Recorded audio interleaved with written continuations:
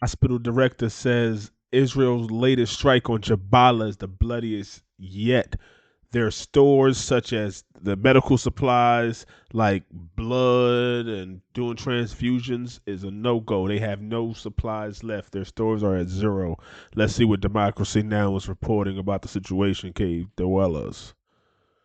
We begin today's show in northern Gaza, where Israeli soldiers launched a full-scale attack on Jabalya earlier today, blowing up a dozen residential buildings. Gaza officials described the attack as a major massacre and warned of mass casualties, with more than 150 people reportedly killed or injured.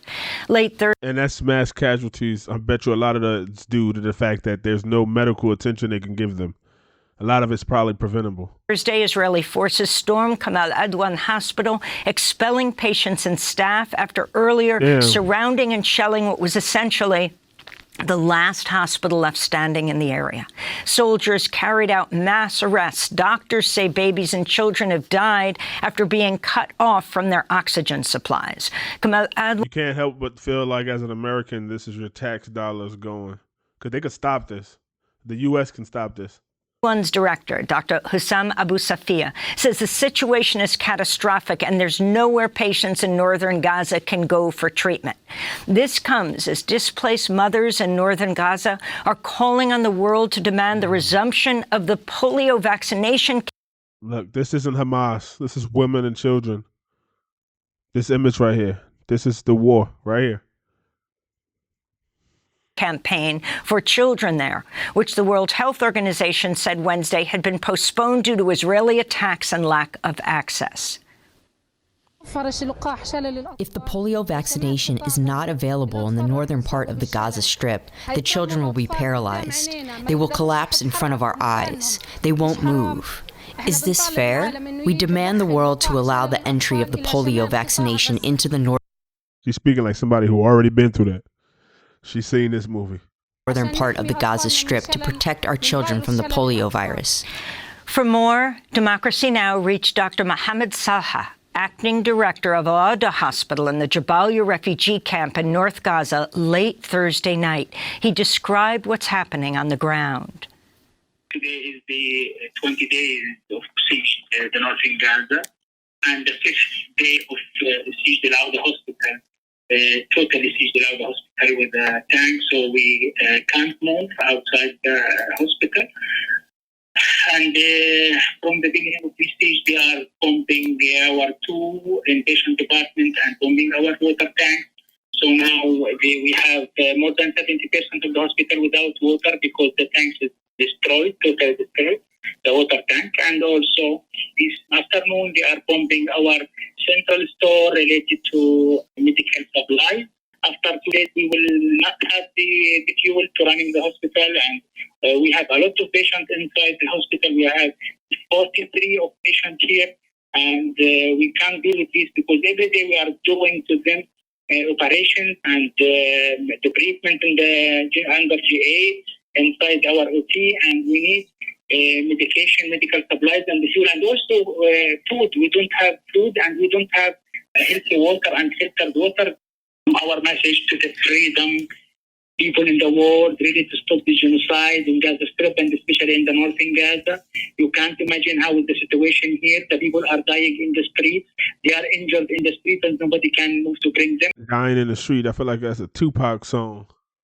People are dying in the street. Now there is a massacre for more than 150 homeless people in Jabalya camp, but there is nobody can go there to serve. And we worry about food and gas prices and the Republican and Democrat lies, and these people are suffering out here with bombs and missiles for land, for corporate greed. Man, are we serious? And we think the aliens supposed to come down and bring us to the United Nations of outer space? Come on, we can't even call a spade a spade. This is going way too far, way too long. Come on. Israel had every right to defend themselves, not every right to annihilate this fucking people. And it's not Israel, it's a fucking few politicians. These people, really, we need also from WHO, UN agencies, and our partner really to urgent appeal and urgent to come to Al Hospital to bring our needs from medication and medical supplies, and especially from fuel, food, and healthy water for patients here. That was Dr. Mohammed Salha, acting director of Al-Adha Hospital, speaking late Thursday night to Democracy Now! We attempted to reach him live right now, but we could not get any kind of connection. Yes, they're trying to figure out the other doctor that was inside the hospital, but they can't even get a connection. The internet's out, everything is out. Like there's only Elon Musk's SpaceX out there. The Space Link, not SpaceX, Space Link. This is sad. Like we have politicians that's trying to divide us to keep us separate at any cost, and they think it's cool. Like I think in their mind, they really think like, okay, I think they put a number in their head, like, okay, I'm gonna be crooked, like until this number right here, and they see other people, right? Jeffrey Dahmer could be like, yo, I ain't no Hitler, like that guy was really crazy, but really you just as bad.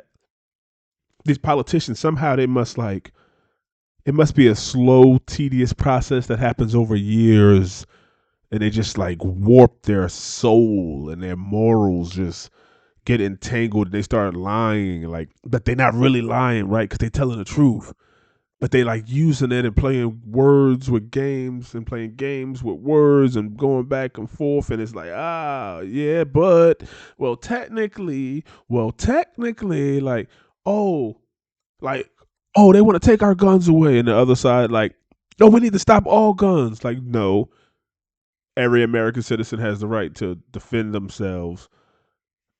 But I can see how we should make the background check a little more stringent.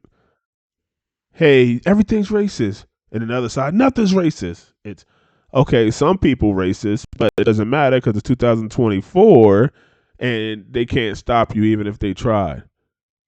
That's what it should be. Oh no, slavery doesn't matter, and this and the other side. Well, look, we still being oppressed. The truth is in somewhere in the middle.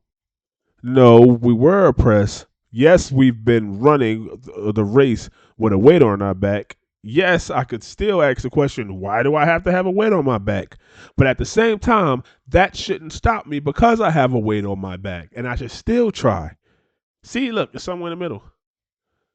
Like it's just common sense. Like these people, yes, Israel has a right to defend themselves. No, they shouldn't have to deal with Hamas. They should get rid of it.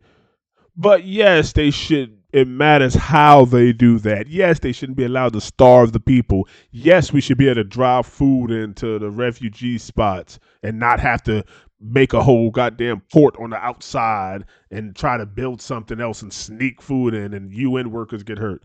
Like, come on. Sometimes it's not a right or wrong. It's both sides of bullshit. Come on. Everybody seen two kids argue before. Sometimes it's not a right or wrong. Both of them are bullshit and they both lying. Or they both telling half truth. But they want us to believe this is good and this is bad. They're evil. We're good. No. Both of y'all evil. Both of y'all acting crazy. But let me know what y'all think in the comment, cave dwellers.